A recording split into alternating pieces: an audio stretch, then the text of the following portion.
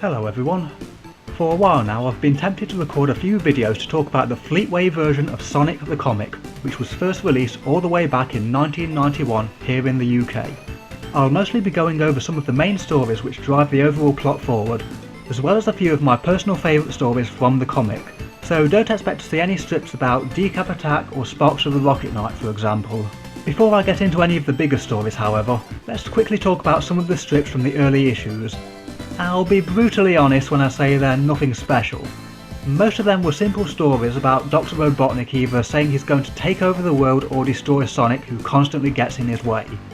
A few examples of the early stories include one where Robotnik creates a huge death machine which uses the gold rings scattered around Mobius to keep itself powered up, a machine which is then easily destroyed with a single spin attack.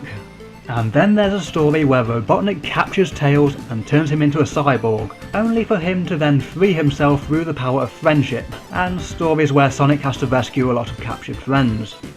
One of the main differences with the Fleetway Sonic universe compared to others is how different some of the characters can be.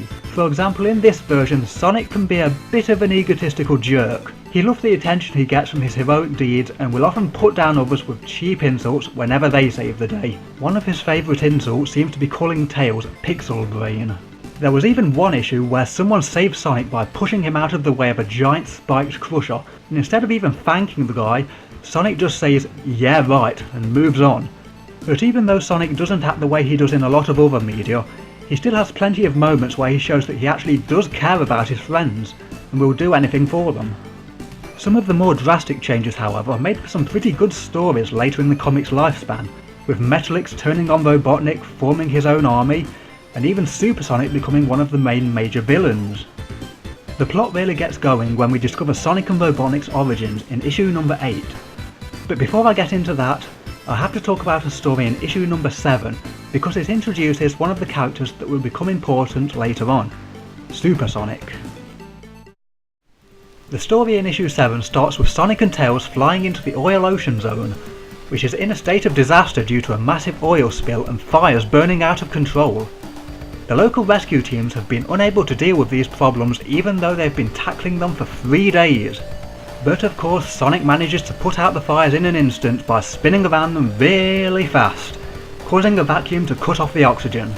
With the fire now out, Sonic is tasked with finding the control room to deactivate the zone's traps so the emergency teams can deal with the rest of the problems. But before he even has a chance to move, Sonic is blasted in the back by an Aquis Badnik and forced back into a pool of oil. The Badnik wastes no time in setting the oil alight with Sonic trapped inside it. Tails and one of the workers look on, powerless to stop it, fearing the worst as the flames engulf the area.